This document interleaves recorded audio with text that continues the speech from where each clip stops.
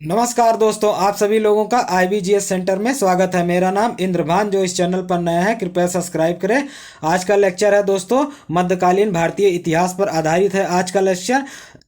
दोस्तों ये मध्यकाल भारत का ये प्रथम लेक्चर है। क्या मध्यकालीन भारतीय इतिहास का ये प्रथम लेक्चर है। इसके पहले प्राचीन इतिहास या एशियंट हिस्ट्री को दोस्तों का लेक्चर समाप्त हो चुका है। आप प्लेलिस्ट में जाके देख सकते हैं। अब शुरू करते हैं इस लेक्चर को समय न गंवाते हुए। तो स्टार्ट करते हैं दोस्तों। मध्यकाल क्या मध्यकाल एक प्रकार का स्थिति का सूचक है। तो हम बात कर लेते हैं मध्यकाल क्यों कहा गया दोस्तों। तो प्राचीन इतिहास के बाद और आधुनिक भारत के पहले जो काल रहा है उसी को मध्यकाल कहा गया। ठीक है, तो ये दोनों के बीच में ही है कौन सा, जो अर्थात प्राचीन काल और नवीन काल के बीच में जो काल है उसे मध्यकाल कहा गया। ठीक है, तो इस प्रकार का ये एक स्थिति का सूचक अर्थात एक समय का बता रहा है, सूचना दे रहा है, एक समय का सूचना दे रहा है पीछे का। इसे इसे दोस्तों पूर्व मध्यकाल तथा उत्तर मध्यकाल में वर्गीकृत करते हैं। ठीक है, इसे कितने भागों में, पूर्व मध्यकाल और उत्तर मध्यकाल में वर्गीकृत करते हैं। पूर्व मध्यकाल देख लेते हैं। 750 ईस्वी से लेकर 1200 ईस्वी के बीच में पूर्व मध्यकाल रहता है। उत्तर मध्यकाल दोस्तों 1200 ईस्वी के बाद का काल जो कहलाता है वो उत्तर मध्यकाल कहलाता है। अब एक एक करके थोड़ा सा यहाँ पे भी हम देख लेते हैं कि पूर्व मध्यकाल दोस्तों, तो हम थोड़ा सा यहाँ पे पीछे इसके इतिहास का चर्चा कर लेते हैं कि जब गुप्त काल के बाद गुप्त काल के बाद भारत में कोई एक सुदृढ़ केंद्रीय शासन स्थापित नहीं कर पाया। ठीक है, अर्थात केंद्रीय और स्थानीय रूप में कोई स्पष्ट रूप से विभाजन नहीं कर पाया। और गुप्त काल के पतन के बाद दोस्तों जो भारत का साम्राज्य था वहाँ पे दोस्तों तीन प्रमुख शासक उत्तर भारत में हुए। कौन, जिन्हें त्रिगुट कहा गया है। प्रतिहार पाल और दोस्तों राष्ट्रकूट। ठीक है, तो प्रतिहार पाल और राष्ट्रकूट का उदय होता है। तो उनका जो दोस्तों हम बात करते हैं कि उनका जो शासन क्षेत्र था अर्थात जो प्रांत थे वो उनकी संख्या बहुत कम थी। ठीक है, क्योंकि अगर हम बात करें गुप्त काल के समय में, फिर उसके बाद थोड़ा सा दक्षिण भारत में चोल साम्राज्य देखने को मिलता है, लेकिन उत्तर भारत में गुप्त काल के बाद एक राजनीतिक शून्यता उत्पन्न हो जाती है। ठीक है, जिसको भरने का प्रयास को तीन शासक करते हैं। कौन कौन, राष्ट्रकूट शासक, प्रतिहार शासक और पाल शासक। ये तीनों दोस्तों कहाँ पे आक्रमण करते हैं, एक ही कहाँ पे, कन्नौज में। और बात कर लेते हैं इसके पहले, जैसे 7वीं शताब्दी से लेकर 12वीं शताब्दी के बीच तक जो दोस्तों किसके लिए मार होता है अर्थात युद्ध होता है, तो कन्नौज के लिए होता है। और उसके पहले किसके लिए युद्ध होता था, उसके पहले किसके लिए पाटिलपुत्र के लिए युद्ध होता था दोस्तों, अर्थात 700 ईसा पूर्व से लेके लगभग में 500 ईसा पूर्व तक जो जिसके लिए युद्ध हुआ है राजनीतिक रूप से, तो वो पाटिलपुत्र था। उसके बाद शिफ्ट हो जाता है कहाँ पे, कन्नौज में दोस्तों। ठीक है, कन्नौज के बाद क्या होता है, भारत में सल्तनत काल का स्थापना हो जाता है अर्थात तुर्की साम्राज्य का। अब बात कर लेते हैं एक एक करके। तो दोस्तों एक सुदृढ़ जो है क्या, पूर्व मध्यकाल में दोस्तों, तो एक सुदृढ़ केंद्रीय सत्ता स्थापित नहीं कर पाए, जिसके कारण विदेशी आक्रमण जो उस समय खतरे की घंटी बजा रहे थे दोस्तों, वो आक्रमण करने लगे। और सर्वप्रथम अरबों का सिंध पर आक्रमण होता है। ठीक है, कब होता है और इसके स्रोत क्या है, अभी हम जानते हैं। इसके स्रोत देख लेते हैं। अरबों का सिंध पर आक्रमण।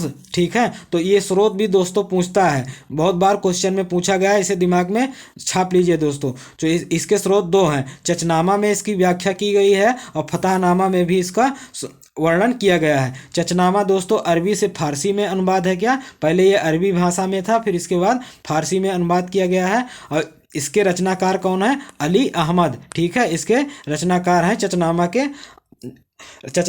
दोस्तों चचनामा को लिखने वाले कौन हैं, तो अली अहमद हैं। इसे दिमाग में छाप लीजिए, ये भी क्वेश्चन आ चुका है। और फतहनामा अरबों का सिंध विजय का वर्णन जो मिलता है दोस्तों, वो हमें फतहनामा में देखने को मिलता है। ये भी इम्पोर्टेंट है, ये भी एग्जाम में पूछा जा चुका है कि अरबों का सिंध विजय किस साहित्य पुस्तक में हमें देखने को मिलता है। तो चचनामा दिया है और फतहनामा, और ऑप्शन दिया है 1 और 2 दोनों सही है, 1 या 2, केवल 1 सही है, केवल 2 सही है, इसी प्रकार से दिया है दोस्तों। ठीक है, तो इस प्रकार आप दिमाग में इसे छाप लीजिएगा, बहुत इंपॉर्टेंट है। तो शुरू करते हैं, कैसे अरबों ने भारत के सिंध पर आक्रमण किया और उसे विजित किया। तो हजरत मोहम्मद साहब अर्थात 632 ईस्वी में के जो दोस्तों हजरत मोहम्मद साहब थे, उनके मृत्यु के पश्चात लगभग में कब, लगभग में 1 मिनट दोस्तों, मृत्यु के पश्चात 6 वर्षों में, क्या 6 वर्षों के अंदर ही उनके उत्तराधिकारियों ने सीरिया कहाँ, सीरिया, मिस्र, उत्तरी दक्षिणी अफ्रीका, स्पेन और ईरान को जीत लिया। ठीक है, तो हजरत मोहम्मद के बाद दोस्तों बहुत तेज़ी से किसका साम्राज्य का विस्तार होता है, तो मुस्लिम साम्राज्य का। और देखते ही देखते 6 वर्षों के अंदर दोस्तों उसने सीरिया को भी जीत लिया, मिस्र को भी जीत लिया, उत्तरी दक्षिणी अफ्रीका को भी जीत लिया, स्पेन को भी जीतने लगा और ईरान पर भी अपना जीत घोषित कर लिया। ठीक है, तो बात करते हैं कौन कौन कैसे करता है, ये भी देख लेते हैं थोड़ा सा।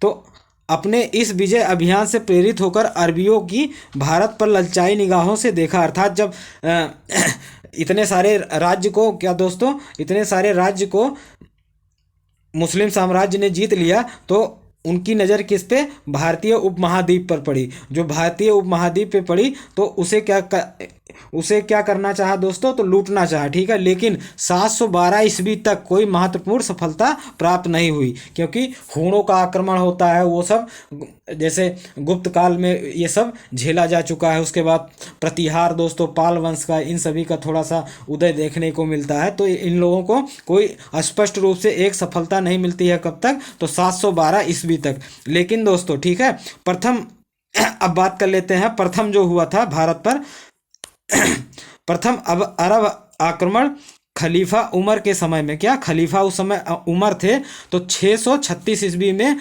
बम्बई के निकट थाने नामक स्थान पर हुआ था दोस्तों, जो कि एक असफल आक्रमण घोषित हुआ। ठीक है, लेकिन 712 ईस्वी में, क्या 712 ईस्वी में रावर का युद्ध, बहुत इंपॉर्टेंट है, इसे दिमाग में दोस्तों छाप लीजिए। ये क्वेश्चन अभी तक नहीं पूछा गया है, लेकिन पूछा जा सकता है, क्योंकि अभी तक सन का ही बात किया गया है कि भारत में सर्वप्रथम अरबों का आक्रमण सर्वप्रथम कब देखा गया है, तो 712 ईस्वी, ऐसा क्वेश्चन आया है, लेकिन उस युद्ध का भी वर्णन नहीं हुआ है। ठीक है, तो हो सकता है आने वाले एग्जामों में इस युद्ध का नाम भी आ जाए। तो रावर का युद्ध हुआ था। रावर के युद्ध में मोहम्मद बिन कासिम ने सिंध पर सफल आक्रमण किया और सबसे पहले उसने ठट्टा के पास स्थित देवल अर्थात देवल बंदरगाह पर अधिकार कर लिया। और देवल में इसने 17 वर्ष से, क्या दोस्तों, देवल में ही दोस्तों, कहाँ पे, देवल में, तो देवल से ही 17 इसने 17 से अधिक उम्र के व्यक्तियों को कत्ले आम करवा दिया। अर्थात देवल में जाके उसको पहले अधिकार करता है और 17 साल से नीचे जितने भी व्यक्ति थे सबको कटवा के फेंकवा देता है। और पूरे क्या बोलते हैं, देवल नगर में ही पूरा एकदम रक्तपात, नदियों का खून बह रहा था, इतना निर्दयी था। ठीक है, मोहम्मद बिन कासिम। और बात करते हैं इस समय देवल का शासक दाहिर था, क्या दाहिर था, तथा इसकी राजधानी एलोर थी, क्या एलोर। ये भी क्वेश्चन पूछा जा चुका है कि दाहिर की राजधानी क्या थी, तो एलोर थी। ठीक है, एलोर थी। और इस समय कौन था, राजा दाहिर था। और बात कर लेते हैं दोस्तों, सिंध विजय के उपरांत 2 नए कर लगाए गए। ठीक है, कौन कौन से, तो बात कर लेते हैं कौन कौन से, 2 कर लगाए गए, जिसमें दोस्तों एक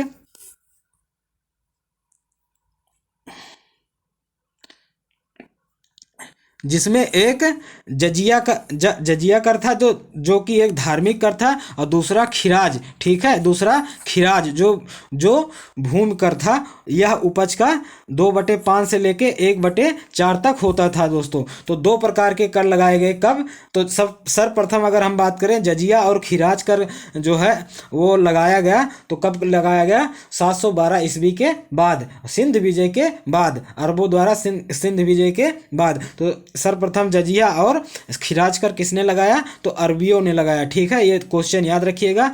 और जो जजिया है वो एक धार्मिक कर है, लेकिन और उसी खिराज जो है दोस्तों, दूसरा जो कर है खिराज, ये दिमाग में दोस्तों छाप लीजिए। ये दोस्तों ये जो कर है ये उपज का 2/5 से लेके 1/4 तक होता था। 731 ईस्वी में, क्या 731 ईस्वी में अरबों ने सिंध नदी के तट पर हमला, क्या दोस्तों, सॉरी, सिंध नदी के तट पर पहला नगर महफूजा तथा दूसरा नगर मंसूरा को बसाया। दिमाग में दोस्तों इसे भी छाप लीजिए, बहुत इंपॉर्टेंट है, और कॉपी में भी दोस्तों इसे उतार लीजिएगा बहुत, क्योंकि ये और सभी बुकों में वैसे साधारणता ये क्वेश्चन नहीं मिलता है।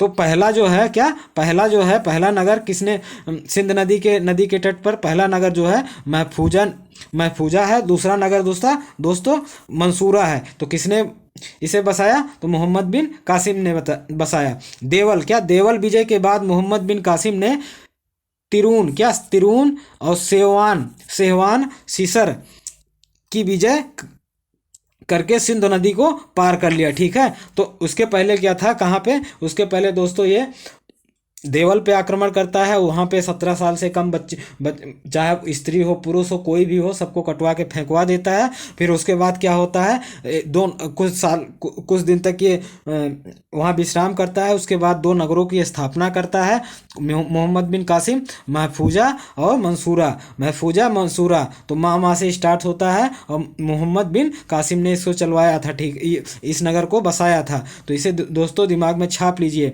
और तिरून और सेहवान सीसर को इसने जीत लिया है, ठीक है, और सिंध नदी को पार भी कर लेता है ये। अरब यात्रियों ने मुल्तान को, क्या बहुत इंपॉर्टेंट है ये दोस्तों, इसे दिमाग में छाप लीजिए, मुल्तान को स्वर्ग गृह कहा है। किसने कहा है? तो अरब यात्रियों ने इसको कहा है कि मुल्तान को स्वर्ग गृह। तो ये क्वेश्चन आएगा तो पूछेगा कि अरब यात्रियों ने मुल्तान को किस उपनाम से संज्ञा दी है? तो स्वर्ण गृह कहा है। क्या स्वर्ण गृह कहा है? आगे बात कर लेते हैं अगला, भारत पर अरबों के आक्रमण का परिणाम क्या होता है, ठीक है। अर्थात मोहम्मद बिन कासिम जब यहाँ पे आक्रमण करता है तो उसके परिणाम क्या क्या यहाँ पे होते हैं, तो उसके बारे में थोड़ा सा हम यहाँ पे चर्चा दोस्तों कर लेते हैं। भारत पर अरबों के आक्रमण का परिणाम। अरबों के आक्रमण का भारतीय सभ्यता तथा संस्कृति पर लगभग 1000 ईस्वी तक प्रभाव रहा। क्या? 1000 ईस्वी तक प्रभाव, अर्थात 712 से लेके 1000 ईस्वी तक जो प्रभाव देखने को मिलता है सभ्यता और संस्कृति में, वो थोड़ा बहुत अरबों का भी देखने को मिलता है। प्रारंभ में अरबियों ने कठोरता से धर्म थोपने का प्रयास किया, पर तत्कालीन शासकों के विरोध के कारण उन्हें अपनी नीति बदलनी पड़ी दोस्तों, ठीक है। कि पहले ये सोचे मुस्लिम साम्राज्य स्थापित कर लिए हैं, कठोरता से अपने धर्म को यहाँ पे वही धर्म से संबंधित दैवीय सिद्धांत को अपनाने के चक्कर में दोस्तों ये क्या किए, तो जबरदस्ती मुस्लिमीकरण करवाने लगे। लेकिन जो वहाँ के सामंत और शासक थे जैसे, वो लोग इसका कड़ा विरोध करने लगे, जिसके कारण उनको अपना, अर्थात मोहम्मद बिन कासिम को अपना फैसला त्यागना पड़ता है। और बात कर लेते हैं, भारतीय संस्कृति का प्रभाव अरबीय मुस्लिम संस्कृति पर भी काफ़ी प्रभाव देखने को मिलता है, क्योंकि अभी हम बात किए कि अरबों का भारतीय संस्कृति पर और सभ्यता पर काफ़ी प्रभाव पड़ा, लेकिन इसके साथ साथ में भारतीय संस्कृति का भी प्रभाव अरबियों पर पड़ा। वो कौन सा प्रभाव पड़ा उसे भी देख लीजिए दोस्तों। तो ये 2 क्वेश्चन अलग अलग हैं, ठीक है। एक तो है अरबों की संस्कृति और सभ्यता का प्रभाव भारतीय संस्कृति और सभ्यता पर पड़ा, और दूसरा है दोस्तों भारतीय संस्कृति का प्रभाव अरबीय संस्कृति और सभ्यता पर देखने को स्पष्ट रूप से मिलता है। जैसे देख लेते हैं, तो जो अरबियों पर पड़ा है दोस्तों, मुस्लिमों पर, तो अरबियों ने चिकित्सा, दर्शन शास्त्र, नक्षत्र, गणित, गणित में दोस्तों दशमलव प्रणाली, ठीक है। आर्यभट्ट ने दशमलव प्रणाली की खोज की थी, इसे दिमाग में दोस्तों छाप लीजिए। आर्यभट्ट ने, किसने? आर्यभट्ट ने। तो इसको क्या बोलते हैं? ये लोग अरबियों ने इसको भारत से सीखा। एवं एवं दोस्तों इसको, इसके साथ साथ में और क्या, शासन प्रबंधन की शिक्षा, ये भी भारतीयों से ही कौन सीखता है? अरबियों से, अरब लोग सीखते हैं, क्योंकि इनके राज्य का जो उदय होता है प्रारंभिक रूप से, अगर हम बात करें, क्योंकि हजरत मोहम्मद की मृत्यु के बाद ही देखने को मिलता है। तो 700 लगभग में 200 से 250 साल इनका पूरा टोटल क्या बोलते हैं, इतिहास रहा था दोस्तों। उसके बाद क्या होता है? उसके बाद इनको पूर्ण रूप से इनको शासन का नॉलेज नहीं था।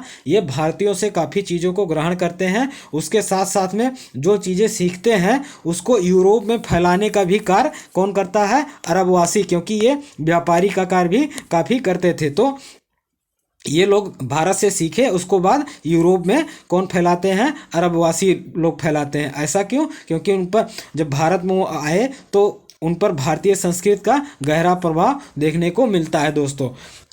तो ये अगर पीसीएस उसीएस में, ये मेंस में लिखने को क्वेश्चन आ सकता है दोस्तों, एक क्वेश्चन। तो इसे आप बढ़िया से समझा दिए हैं, समझ लीजिएगा। और अब बात करते हैं तुर्की आक्रमण। क्या? भारत पर तुर्की आक्रमण। भारत पर क्या? तुर्की आक्रमण।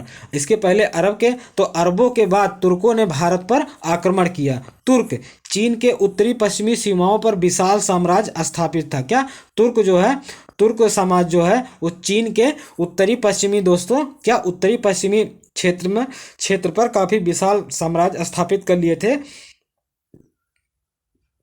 977 ईस्वी में। क्या? 977 ईस्वी में अल्पतगीन, कौन? अल्पतगीन के दामाद सुबुक्तगीन, क्या, सुबुक्तगीन ने गजनी पर अपना अधिकार कर लिया। भारत पर आक्रमण करने वाला प्रथम तुर्की, क्या, प्रथम तुर्की मुसलमान सुबुक्तगीन था। तो यहाँ पे आपको क्या 3 नाम याद रखने हैं। कौन कौन से? 2 नाम दोस्तों, क्या 2 ही नाम आपको याद रखने हैं अभी तो इस स्लाइड में। कौन कौन से? एक तो 977 ईस्वी में, कौन? 977 ईस्वी में अल्पतगीन, क्या, अल्पतगीन का नाम याद रखिए।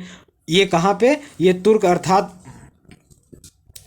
चीन के उत्तरी पश्चिमी सीमा पर ये शासन कर रहे थे छोटे साम्राज्य में। तो अल्पतगीन के एक उसका दामाद था सुबुक्तगीन, क्या, सुबुक्तगीन था, ने क्या किया? गजनी पर अपना अधिकार कर लिया। गजनी पर अधिकार कर लिया कौन? सुबुक्तगीन।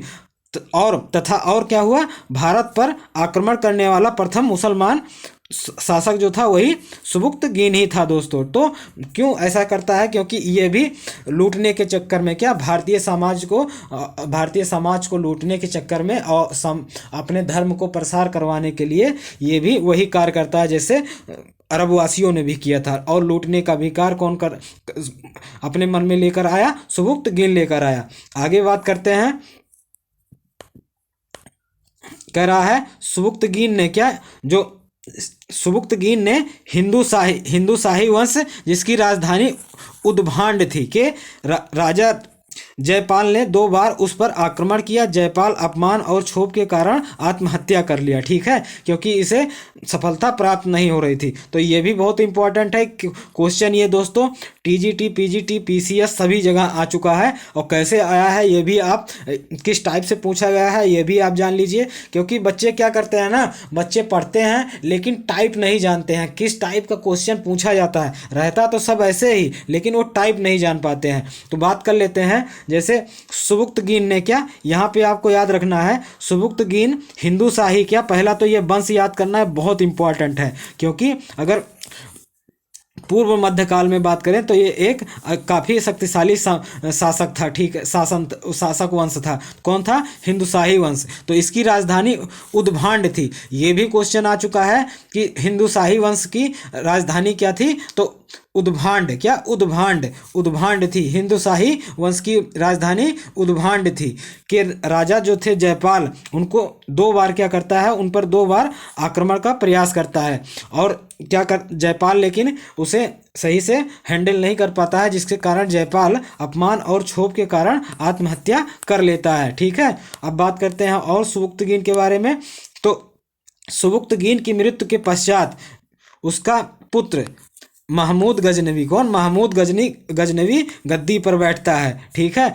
अपने पिता के समय वह खुरासन का शासक था, तो ये भी दिमाग में दोस्तों छाप लीजिएगा। और महमूद गजनवी भारत पर 17 आक्रमण करने वाला कौन शासक है? तो महमूद गजनवी है दोस्तों। ये क्या, इसकी राजधानी क्या थी? ये दोस्तों शासक बनने से पहले कहाँ का ये शासक था? तो खुरासन। क्या? खुरासन। इसे दोस्तों दिमाग में छाप लीजिए, बहुत इंपॉर्टेंट है, ठीक है। क्या? खुरासन। खुरासन, ठीक है। उसने 1001 से 1027 तक भारत पर 17 बार आक्रमण किया। तो ये भी क्वेश्चन पूछ सकता है कि महमूद गजनवी ने भारत पर कब से कब तक के बीच में आक्रमण किया? तो 1001 से लेकर 1027 तक भारत पर यह आक्रमण करता है। अर्थात ये 1001 में कसम खाता है कि हम हर साल भारत पर आक्रमण करेंगे तथा अपने इस्लाम का भी प्रसार करेंगे। तो बात कर लेते हैं, 17 बार आक्रमण करता है। इस्लाम प्रसार के लिए उसने जिहाद का नारा दिया और कुतुब और बुत किसन सन दोस्तों, या मूर्ति भंजन इसी का शाब्दिक अर्थ है, कहा गया, ठीक है। तथा इसके कारण इसे क्या कहा गया? इसने जिहाद का नारा दिया और बुत किसन सन, ठीक है। बुत किसन सन या मूर्ति भंजक इसी को हिंदी में किस नाम से जानेंगे? तो मूर्ति भज्जक भी कहा गया है। किसे? तो महमूद गजनवी को। आगे बात कर लेते हैं पहला आक्रमण महमूद गजनवी का, थोड़ा सा देख लेते हैं 17वें आक्रमण में जो मेन इंपॉर्टेंट है एग्जाम में दोस्तों, एग्जाम के दृष्टि से बहुत महत्वपूर्ण है। देख लेते हैं पहला आक्रमण, तो ये भी दिमाग में छाप लीजिए क्योंकि ये भी क्वेश्चन आ चुका है। भारत के सीमावर्ती इलाकों पर किया, ठीक है। तो भारत का यह पहला आक्रमण जो है भारत के सीमावर्ती इलाकों पर करता है। दूसरा आक्रमण कौन करता है? दूसरा आक्रमण करता है कौन? तो दोस्तों महमूद गजनवी करता है हिंदुशाही वंश के खिलाफ। क्या? हिंदुशाही वंश के खिलाफ, ठीक है। और बात करते हैं महमूद गजनवी का 1008 में नगरकोट हमले को, क्या नगरकोट जो हमला हुआ था उसके बारे में देख लेते हैं। नगरकोट हमले को मूर्तिवाद के विरुद्ध पहला महत्वपूर्ण जीत बताया है। किसने बताया है? तो महमूद गजनवी ने स्वयं को ये कहा है दोस्तों, स्वयं ये कहा है कि जो नगरकोट का हमला है ये पहला ऐसा हमला था जो मूर्ति विजय अर्थात मूर्ति को काफ़ी मूर्तियों और हिंदू के मंदिरों को तोड़ डाला गया। उसके साथ साथ में जबरन उनका धर्म परिवर्तन करवाया। किसने? महमूद गजनवी ने। तो और अपने धर्म के खिलाफ पहली जीत बताता है। किसे? अर्थात अपने धर्म की जीत बताता है विरोधी धर्म के अर्थात हिंदू धर्म के। तो कौन बताता है? महमूद गजनवी। कब? 1008 में। और हिंदुशाही, ये दूसरा आक्रमण हिंदुशाही पर करता है और के विरुद्ध पहली जीत बताता है 1018 में। क्या? 1018 में कन्नौज राज्य पर। क्या? कन्नौज राज्य पर दोस्तों, कन्नौज राज्य पर आक्रमण कर मथुरा शहर को तहस नहस कर डालता है। कौन? महमूद गजनवी 1008 में आक्रमण करता है, ठीक है। और इतना ज़्यादा मतलब लगभग में 40 से 50 हजार ब्राह्मणों को मरवा देता है। कौन? महमूद गजनवी। बच्चों औरतों को भी मरवा देता है। इसके साथ साथ में दोस्तों पूरा जितने भी मंदिर थे सभी को नष्ट करवा देता है। कौन? महमूद गजनवी। कब? तो क्वेश्चन पूछता है कि मथुरा पर आक्रमण महमूद गजनवी ने किस सन में किया? तो 1018 में। बहुत इंपॉर्टेंट है, इसे दिमाग में छाप लीजिए। और ये किसके राज्य में आता था? कन्नौज के राज्य के अंतर्गत। 16वां आक्रमण, ये भी इंपॉर्टेंट है। तो काठियावाड़ के, गुजरात के काठियावाड़ के दोस्तों, काठियावाड़ क्षेत्र जिसका शासक भीमदेव था। कौन? भीमदेव था। यहाँ इसने सोमनाथ मंदिर को तोड़ डाला। क्या? सोमनाथ मंदिर को तोड़ता है और अकूत संपत्ति को ये प्राप्त करता है, ठीक है। क्या करता है? बहुत सारे पैसे को अर्थात जो हीरो जवाहरात उस समय मंदिरों में रखे जाते थे सबको लूट डालता है। उस समय कौन शासक था? भीमदेव था। यहाँ इसने सोमनाथ मंदिर को तोड़ डाला तथा अपार धन को लूट लिया। कहाँ के? सोमनाथ मंदिर के अपार धन को लूट लिया। और इम्पॉर्टेंट है ये एग्जाम के दृष्टि से दोस्तों, सोमनाथ मंदिर को किसने बनवाया? तो अहिल्याबाई होलकर ने बनवाया। किसने बनवाया? अहिल्याबाई होलकर ने बनवाया। दिमाग में दोस्तों इसे छाप लीजिए, बहुत इंपॉर्टेंट है, बहुत बार पूछा गया है कि सोमनाथ मंदिर किसने बनवाया? गुजरात के काठियावाड़ क्षेत्र में जो स्थापित है, तो अहिल्याबाई ने बनवाया। इस पर किसने आक्रमण किया और कौन सा आक्रमण किया? तो 16वां 17वां आक्रमण जो महमूद गजनवी का था वो किस पर था? सोमनाथ मंदिर पर था और वहाँ का शासक भीमदेव था। 17वां आक्रमण मुल्तान के जाट शासकों के विरुद्ध था। क्या? 17वां जो आक्रमण था दोस्तों मुल्तान के जाट थे उनके विरुद्ध था। ठीक है, अगला आगे देख लेते हैं। तो बात करते हैं, अब ये भी इम्पोर्टेंट है, इनके साथ में क्या महमूद गजनवी अर्थात अरबियों के जब अरब वासी जो थे भारत पर आक्रमण कर रहे थे बार बार 17 बार लगभग में, तो इनके साथ में अर्थात महमूद गजनवी के साथ में कुछ विदेशी विदेशी दोस्तों कौन आए? कवि भी आए, ठीक है, या लेखक भी आए। एक एक करके बात कर लेते हैं। महमूद के समय क्या महमूद के साथ भारत आक्रमण के समय अलबरूनी, ये बहुत इंपॉर्टेंट है, और फिरदौसी, ये दोनों क्वेश्चन बहुत बार पूछा गया है। तो अलबरूनी और फिरदौसी के जो कृत हैं वो किस काल की जानकारी देते हैं और किस राजा की जानकारी देते हैं? तो महमूद गजनवी के बारे में जानकारी देते हैं। इसे दिमाग में दोस्तों छाप लीजिए। अब इसमें देख लेते हैं अलबरूनी के बारे में थोड़ा सा।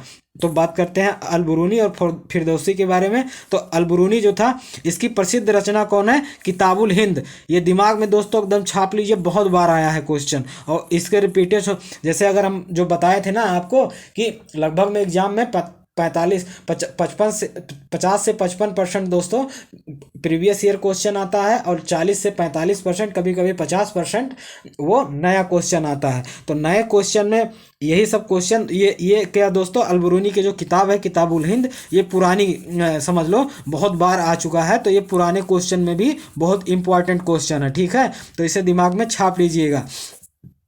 और अगर दोस्तों आप आईएएस या पीसीएस की तैयारी कर रहे हैं तो एकदम जोर के करिए, क्योंकि इस बार 2023 में आप एकदम परचम लहरा दीजिए दोस्तों, प्री आपका कोई रोक भी ना पाए। ठीक है, यहाँ तक हम ये बात कर, अगर हम मोटिवेशनल में बात करते हैं दोस्तों कि कोई चीज़ जो है ना वो बहुत ज़्यादा कठिन भी नहीं है तो और इतना आसान भी नहीं है प्राप्त करना, तो कठिन भी नहीं है तो उसके लिए मेहनत भी करना पड़ेगा दोस्तों। ठीक है, अपने लक्ष्य को प्राप्त करने के लिए। अब यही आप सोच लीजिए कि पाषाण काल में जो इरेक्टस मानव था दोस्तों, उसकी जो मानव मस्तिष्क का आयतन था कितना था? 750 सीसी था। उसने अपने रहने के लिए और प्राकृतिक आपदाओं से बचने के लिए दोस्तों क्या झोपड़ी का निर्माण भी सोच लेता है, और पशुओं को पालने के लिए भी सोच लेता है, आग की खोज भी खोज कर लेता है। अभी तो हम लोग तो यार दोस्तों आधुनिक मानव है। ठीक है, क्या आप लोग तो आधुनिक मानव हो, आप में तो 1350 सीसी है, आप तो कोई भी एग्जाम दोस्तों पास कर सकते हो। तो अब बात करते हैं थोड़ा सा, तो आप एकदम बढ़िया से तैयारी करिए। तो अब अलबरूनी तो इसकी प्रसिद्ध रचना क्या है? किताबुल हिंद है। किताबुल हिंद में कृषि, व्यापार, संस्कृत, समाज, राजनीति, आर्थिक आदि का 80 अध्यायों में चर्चा मिलती है। ये दोस्तों बहुत इंपॉर्टेंट है, ये भी क्वेश्चन पूछा गया है कि किताबुल हिंद में क्या क्या विषय चर्चा में बताया गया है? तो कृषि, व्यापार, संस्कृति, समाज और राजनीति, ठीक है, आर्थिकी, ये सभी लगभग में 80 अध्यायों में इस किताब को विभाजित किया गया है। किसे? किताबुल हिंद को। फिरदौसी, इसकी प्रसिद्ध रचना शाहनामा, ये भी बहुत इंपॉर्टेंट है, और किसके? महमूद गजनवी के बारे में जानकारी देता है। 1030 में महमूद गजनवी की मृत्यु हो जाती है, और इसे कौन मारता है दोस्तों? जो 17वां आक्रमण करता है जाट के खिलाफ, वही लोग इसको मार देते हैं। किसे? महमूद गजनवी को। अगला क्वेश्चन मोहम्मद गौरी, ठीक है, बहुत इंपॉर्टेंट ये भी है। मोहम्मद गौरी, ठीक है, तो शिहाबुद्दीन उर्फ मुइजुद्दीन गौरी ने भारत में तुर्क राज्य की स्थापना की। क्या बात? ये फुल नाम दोस्तों भी क्वेश्चन पूछा गया है, गौरी का पूरा नाम है तो शिहाबुद्दीन उर्फ मुइजुद्दीन गौरी था। ठीक है, किसका? मोहम्मद गौरी का नाम जो था शिहाबुद्दीन उर्फ मुइजुद्दीन गौरी था। किसका? मोहम्मद गौरी का नाम। ये कहाँ भारत में तुर्क राज्य की स्थापना कौन करता है? तो मोहम्मद गौरी कहाँ पे?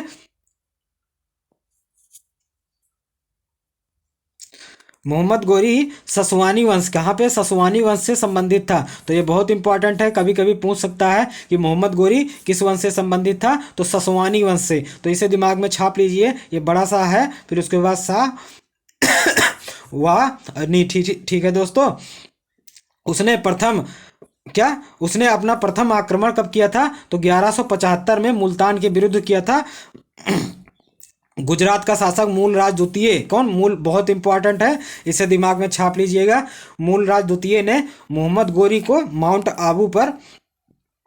आबू पर्वत के समीप परास्त किया था। तो अगर हम बात करें कि क्वेश्चन इस प्रकार से पूछता है, तो किस वंश से संबंधित था? ससवानी वंश से संबंधित था। और यह पहला आक्रमण मुल्तान पर करता है और फिर उसके बाद आक्रमण करता है गुजरात के शासक मूलराज द्वितीय के काल में, ठीक है। लेकिन क्या मूलराज द्वितीय इसको हरा देता है, किसे? मोहम्मद गोरी को, ठीक है दोस्तों। तो ये संभवतः पहली और आखिरी हार थी किसकी? मोहम्मद गोरी की। तो ये इंपॉर्टेंट बहुत है एग्जाम के लिए, एग्जाम के दृष्टि से, कि मोहम्मद गोरी किस भारतीय शासक से हारा था। तो दोस्तों, तो किससे हारा था मोहम्मद गोरी? मूलराज द्वितीय से हारा था, ठीक है। सर्वप्रथम मूलराज, अगर हम बात करें भारतीय किस शासक से हारा था सर्वप्रथम, तो मोहम्मद गोरी की। तो ये सर्वप्रथम इसका पहला हार था, ऐसा माना जाता है मोहम्मद गोरी का, ठीक है। तो इसके दिमाग में छाप लीजिएगा, मूलराज द्वितीय ने मोहम्मद गोरी को माउंट आबू पर्वत के समीप परास्त किया। तो ये भी क्वेश्चन पूछ सकता है, माउंट आबू पर्वत के कहाँ पे हराया था? तो माउंट आबू पर्वत के समीप पे। और बात कर लेते हैं, संभवतः यह गोरी की प्रथम पराजय थी, ठीक है। इसके बाद तराइन का प्रथम युद्ध 1991 में गोरी तथा पृथ्वीराज चौहान के मध्य होता है, ठीक है, जिसमें पृथ्वीराज चौहान विजयी होता है। ये भारत में इसकी दूसरी हार है, ठीक है। लेकिन इसी हार से समझ के दोस्तों, कौन? मोहम्मद गोरी समझ जाता है। फिर उसके बाद जाता है फिर एक साल बाद भारत पर आक्रमण करता है, कौन? मोहम्मद गोरी। और दूसरी बार ये विजयी हो जाता है, अर्थात विजित हो जाता है मोहम्मद गोरी। तो दो राजाओं से मोहम्मद गोरी हारता है, कौन कौन से? मूलराज द्वितीय जो गुजरात का शासक था, दूसरा पृथ्वीराज चौहान के खिलाफ में ये हारता है। कौन से युद्ध में? तो तराइन का प्रथम युद्ध 1191 में, तराइन का द्वितीय युद्ध 1192 में। बहुत इंपॉर्टेंट है, ये बहुत बार पूछा गया है पुरानों क्वेश्चनों में, ये बहुत इंपॉर्टेंट क्वेश्चन है जो रिपीटेड क्वेश्चन के रूप में। तराइन का प्रथम युद्ध। आगे क्वेश्चन बात करते हैं, तराइन का द्वितीय युद्ध, ये इंपॉर्टेंट है दोस्तों। तो देख लेते हैं, तराइन का द्वितीय युद्ध 1192 ईस्वी में, क्या 1192 ईस्वी में गोरी तथा पृथ्वीराज चौहान के मध्य फिर से होता है। इसमें गोरी विजयी हो जाता है और गोरी के सैनिकों ने पृथ्वीराज चौहान की हत्या कर देता है, ठीक है। और बात करते हैं भारत पर आक्रमण करने के लिए दोस्तों, क्या अगर हम बात करते हैं जो तराइन का युद्ध होता है 1991 में 92 में, तो भारत पर आक्रमण करने के लिए कौन आमंत्रित करता है मोहम्मद गोरी को? तो जयचंद, कहाँ का दोस्तों? चंदावर का जो वंश था, चंदावर का राजा जयचंद, उसने भारत को पर आक्रमण करने के लिए मोहम्मद गोरी को आमंत्रित या निमंत्रित किया था। लेकिन इसे कहाँ पता था कि जिसे आज हम आमंत्रित कर रहे हैं वो कल हमें ही अपना शिकार बना लेगा, ठीक है। तो ऐसा क्यों किया था जयचंद दोस्तों? तो जयचंद ऐसा इसलिए किया था कि उस समय जो उसका सबसे शत्रु शासक था, कौन था दोस्तों? तो पृथ्वीराज चौहान था। क्यों? क्योंकि पृथ्वीराज चौहान ने इसकी पुत्री को हरण करके ले आया था, किसके? जयचंद के पुत्री को, ठीक है, ऐसा कहा जाता है। तो 1994 में, कब? 1994 का प्रसिद्ध चंदावर का युद्ध जो होता है वो गोरी दोस्तों और जयचंद के बीच में होता है, जिसमें जयचंद मारा जाता है, अर्थात गोरी उसको मरवा देता है, किसे? जयचंद को, ठीक है।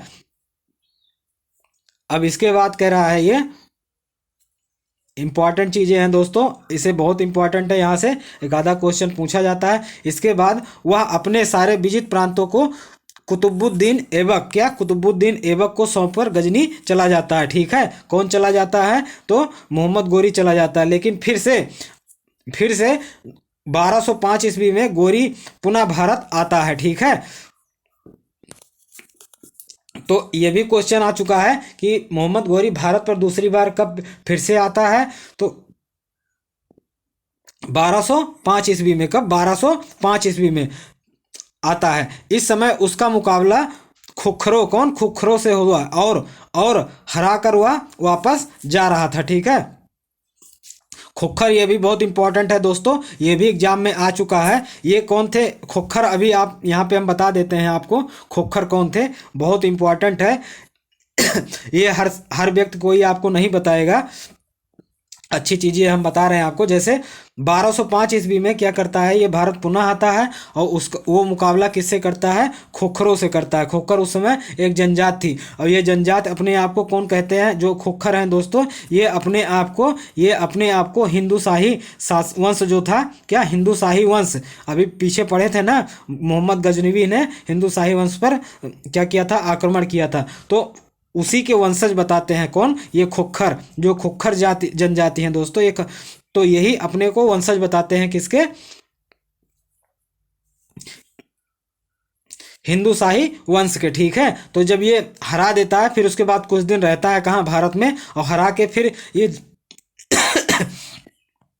वापस जा रहा था, कहाँ दोस्तों, वापस फिर जा रहा था अपने गजनी। तो क्या होता है, तो 15 मार्च 1206 ईस्वी को उसकी हत्या कर दिया जाता है। कौन हत्या करता है, तो खोखरों ने ही उस पर आक्रमण करके क्या कर देता है, हत्या कर देता है। ये भी क्वेश्चन आ चुका है कि किस जनजात ने इसकी हत्या की थी, मोहम्मद गोरी की। तो दोस्तों खोखरों ने, हिंदू शाही के पूर्वजों ने ही खोखरों ने ही मोहम्मद गोरी को मार डाला था। इसके बाद उसके शव को गजनी ले जाकर दफनाया गया, कहाँ, गजनी ले जाकर उसको दफना दिया गया। और बात कर लेते हैं, भारत में मोहम्मद गोरी के कुछ सिक्के पाए गए हैं, क्या, कुछ सिक्के पाए गए हैं, जिसमें एक तरफ शिव के बैल आकृत और दूसरी तरफ पृथ्वीराज शब्द देवनागरी लिपि में लिखा गया है। यह भी इंपॉर्टेंट है। तो मोहम्मद गोरी के समय के काल का ये सिक्का है। ठीक है, तो सिक्के से संबंधित अगर क्वेश्चन पूछे तो ये दोस्तों एग्जाम में आ सकता है। इसके कुछ सिक्कों पर लक्ष्मी की आकृति है। तो एग्जाम के दृष्टि में दोस्तों, गला खराब है थोड़ा, सॉरी। तो एग्जाम के दृष्टि से दोस्तों क्वेश्चन ये पूछेगा दोस्तों कि लक्ष्मी की आकृति किसके काल के सिक्के में देखने को मिलता है, तो मोहम्मद गोरी के काल में देखने को मिलता है। इसका फुल फॉर्म आप याद रखिएगा। ठीक है, बहुत इंपॉर्टेंट है, मुइजुद्दीन। ठीक है, मुइजुद्दीन। आगे बात कर लेते हैं, इसको जरूर याद रखिएगा, मोहम्मद गोरी। ठीक है, अब देख लेते हैं थोड़ा सा। तो मोहम्मद गोरी का कोई पुत्र नहीं था, क्या, इसका कोई पुत्र नहीं था, जिसके कारण वह कहता था कि मेरे दास ही मेरे पुत्र के समान है। मृत्यु के पश्चात उनके साम्राज्य को 3 भागों में बांट दिया गया, अर्थात मोहम्मद गोरी के साम्राज्य को 3 भागों में, कितने, 3 भागों में दोस्तों, बहुत इंपॉर्टेंट है, इसे दिमाग में छाप लीजिएगा, क्योंकि अगर ये आप समझ ले गए ना, तो आगे का जो लेक्चर है उसे आप जोड़ने में आसानी रहेगी। क्योंकि इसके आगे हम क्या पढ़ाएंगे आपको, कुतुबुद्दीन ऐबक, और ये संबंधित है गुलाम वंश से। तो गुलाम वंश में कुतुबुद्दीन ऐबक को पढ़ाएंगे। तो अगर ये आप समझे रहेंगे तो वहाँ पे जब कुतुबुद्दीन ऐबक के आपस में युद्ध या टकराव होता है, तो वहाँ पे आपको ये सब अब बहुत आसानी होगी अगले लेक्चर में। तो यहाँ पे इस लेक्चर में आप इस चीज़ों को जरूर से ध्यान से पढ़िएगा कि उसके साम्राज्य को कितने, 3 भागों में बांट दिया जाता है। भारतीय क्षेत्र गोरी का दास कुतुबुद्दीन ऐबक को प्राप्त हुआ। और बात कर लेते हैं, दूसरा गजनी क्षेत्र। क्या, गजनी क्षेत्र, ये मोहम्मद गोरी का दास था यल्दोज। कौन, यल्दोज। तो यल्दोज को क्या प्राप्त होता है, गजनी क्षेत्र प्राप्त होता है। और उच्च क्षेत्र जो है वो उसके दास कुबाचा को प्राप्त होता है। तो कुबाचा को उच्च क्षेत्र प्राप्त होता है। ठीक है, अब बात करते हैं आगे।